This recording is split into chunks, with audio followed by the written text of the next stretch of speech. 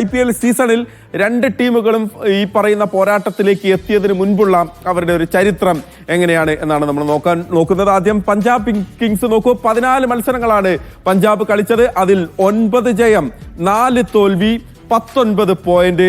അവരുടെ net run rate എന്ന് പറയുന്നത് പ്ലസ് 0.372. അതാണ് അവരുടെ നെറ്റ് റൺ റേറ്റ് എന്ന് പറയുന്നത്. നേരെ RCBയുടേതും വലിയ വ്യത്യാസമൊന്നുമില്ല.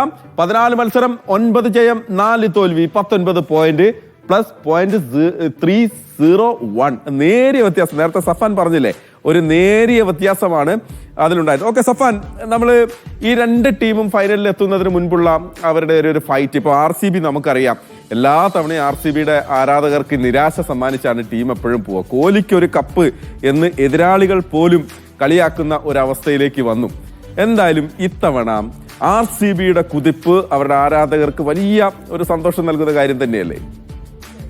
പറയുകയാണെങ്കിൽ അദ്ദേഹം പോയ സീസണിൽ ഓറഞ്ച് ക്യാപ്പ് ഉണ്ടായിരുന്നു. പക്ഷേ എന്നാലും പലരും പറഞ്ഞിരുന്നു അദ്ദേഹത്തിന് സ്ട്രൈക്ക് റേറ്റ് ഇല്ലാന്ന്. പക്ഷേ ഈ വർഷം കാണുന്ന കോഹ്ലി എന്ന് പറയുന്നത് ഇപ്പോൾ പോയ 2 മത്സരങ്ങളും അദ്ദേഹം ആദ്യം മുതൽ തന്നെ അദ്ദേഹം വളരെ അഗ്രസീവായിട്ടാണ് ബാറ്റ് ചെയ്യുന്നത്. അങ്ങനെ കോഹ്ലി അദ്ദേഹത്തിൻ്റെ മാക്സിമം തന്നെ തൻ്റെ ടീമിനായി നൽകുന്നുണ്ട്.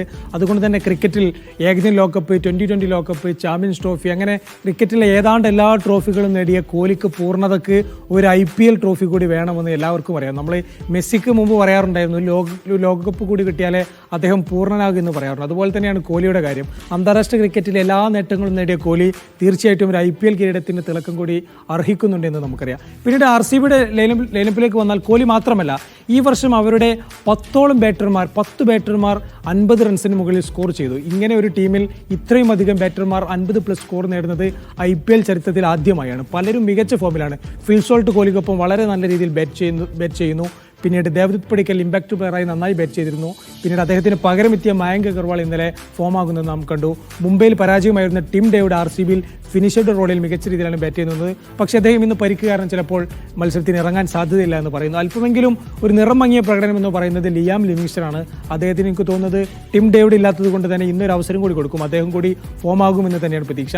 ബൗളിംഗ് ഡിപ്പാർട്ട്മെൻറ്റും ഇപ്പം പ്രത്യേകിച്ച് അതിൽ പറയേണ്ട ഒരാൾ കൃണാൽ പാണ്ഡ്യയാണ്. അദ്ദേഹം വളരെ മികച്ച രീതിയിൽ തന്നെ സ്പിൻ ഡിപ്പാർട്ട്മെൻറ്റിനെ നയിക്കുന്നുണ്ട്. പിന്നെ എസൽവുഡ് കൂടി മടങ്ങി വന്നാൽ തീർച്ചയായിട്ടും ബോളിംഗ് ഡിപ്പാർട്ട്മെന്റും വളരെ സന്തുലിതമാണ്.